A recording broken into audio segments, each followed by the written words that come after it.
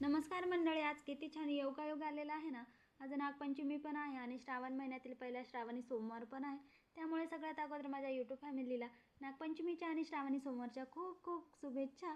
आता दोन्ही सण एकाच दिवशी आले, त्यामुळे ना आपली थोडीशी डबल धावपळ सुरू राहणार आहे. त्यामुळे काय केलं, सकाळी सकाळी दारामध्ये सडा टाकला आणि छानशी अशी रांगोळी काढून घेतली. प्रत्येक माहेरवाशिणींचा आणि प्रत्येक स्त्रीचा आवडीचा सण म्हणजे नागपंचमी. या दिवशी वारुळाला जातात, नागोबाची पूजा करतात. नागोबाची पूजा केल्यामुळे सुख, सौभाग्य, उत्तम आरोग्याने धनप्राप्ती होते असं मानलं जातं. आता नागपंचमीच्या दिवशी काही नियम पाळायचे असतात. जसं की स्वयंपाकघरामध्ये गॅसवरती तवा ठेवू नये, चाकूने कोणती भाजी कापू नये, उकडलेले अन्नच खावे. शक्य असल्यास हे नियम पाळतात, पण आजकाल ह्या जुन्या रूढी परंपरा ज्या आहेत कमी होत चाललेल्या आहेत. सकाळी सकाळी मुलींचा डब्बा पण असतो, त्यामुळे आपल्याच्यानं ते शक्य नसल्यास करावेच लागतं, गॅसवरती तवा ठेवावाच लागतो. आता रांगोळी वगैरे काढल्याच्या नंतर आंघोळ केली आणि सगळ्यांसाठी चहा ठेवला. इथे मी पण चहा घेतला आणि नंतर मुलींना आज नागपंचमीची सुट्टी नव्हती, त्यामुळे त्यांच्यासाठी सकाळी सकाळीच डब्बा बनवायचा होता. आता गॅसवरती तवा ठेवावाच लागला. मुलींचा इकडे डब्बा बनवून घेतला आणि नंतर डबे वगैरे पॅक करून त्यांचं आवरून त्यांना शाळेमध्ये पाठवलं. आता ही चिवताई शाळेमध्ये निघालेली आहे, तिला बाय बाय केलं आणि नंतर बाहेर झाडाला मस्त छान अशी पांढरी फुलं लागलेली होती. फुलं जी आहेत तोडून घेतली. आता मुली गेल्याच्या नंतर म्हटलं पूजा करावी, नाहीतर सारखी त्यांची बडबड सुरू असते, त्यामुळे निवांत पूजा होते. त्यांना शाळेमध्ये पाठवल्यानंतरच आता पूजेच्या तयारीला लागले होते. सगळ्यात अगोदर म्हटलं देवघरामध्ये जे देव आहेत त्यांची पूजा करूयात. आता कळत नव्हतं की महादेवाची पूजा पहिले करावी की नागपंचमीची करावी, पण म्हटलं जाऊ द्या, अगोदर देवघरामध्ये जे देव आहेत त्यांची मी पूजा करून घेतली आणि नंतर आता नागपंचमीची पूजा मी करणार आहे. आता देवघरातील देवांची पूजा झालेली आहे. आता मी नागपंचमीची पूजा मांडणार आहे. आता वारुळाला जाणं शक्य नसल्यामुळे घरच्या घरी मी नागपंचमीची पूजा करणार आहे. आता इकडे मी देवघरासमोरच ही पूजा मांडणार आहे. त्याच्यासाठी एक पाट घेतलेला आहे, त्याच्यावरती नागपंचमीचा कागद म्हणजे नागनरसोबाचा जो कागद आहे तो मी लाह्या घेतानाच आणलेला आहे. तर त्याची मी पूजा केलेली आहे. त्याला वस्त्रमाळ घातली, हळदी कुंकू लावून घेतलं आणि पाटावरती मस्त असे नागोबा पण काढून घेतले. नैवेद्यामध्ये दूध आणि लाह्यांचा नैवेद्य दाखवलेला आहे. आता नागपंचमीची पण पूजा झाली, देवघरातील देवांची पण झाली, धूपबत्ती पण केली आणि आता तर चला, आता देवघरातील देवांची पूजा पण केली आणि नागपंचमीची पण पूजा झालेली आहे. आरती पण झाली, देवाला नमस्कार केला आणि बेल वाहण्यासाठी मी आता मंदिरात जाणार आहे. दरवर्षी मंदिरातच बेल वाहते, त्यामुळे याही वर्षी मंदिरातच बेल वाहण्यासाठी जाणार आहे.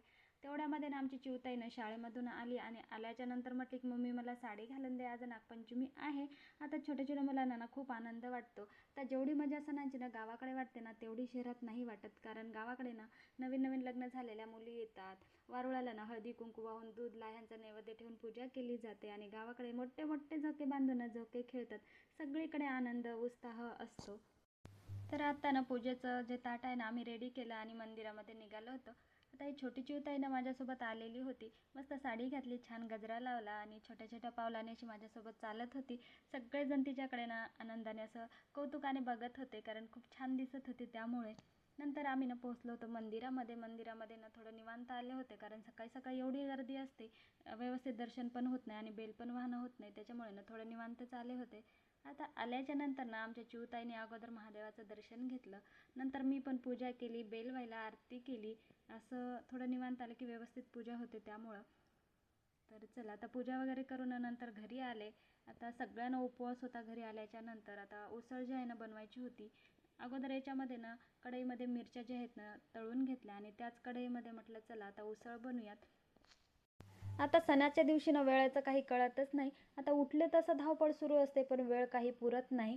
आता मंदिरातून आले आणि लगेच उसळ बनवायला घेतलेली होती. इकडे उसळ बनवून घेतली आणि घरातले जे काम आहेत ते पण बाकी होते, कपडे धुवायचे पण बाकी होते, भांडे घासायचे पण बाकी होते. त्यामुळे अगोदर उसळ बनवली, सगळ्यांना दिली, नंतर मी पण थोडीशी खाल्ली आणि कामांना सुरुवात केली होती. आता भांडे जे आहेत म्हटलं किचनमध्येच ओट्यावरती घासून घेऊयात, कपडे पण थोडे बाकी होते धुवायचे आणि नंतर संध्याकाळचा स्वयंपाक पण बनवायचा होता. आज नागपंचमी पण होती आणि पहिला श्रावणी सोमवार पण होता, त्यामुळे विचार करत होते की काय बनवावं. भांडे घासून घेतले, ओटा क्लीन करून घेतला, नंतर स्वयंपाकाच्या तयारीला लागले होते. म्हटलं चला आता हळूहळू कुकर लावलेला आहे, म्हटलं काहीतरी बनवूयात आता.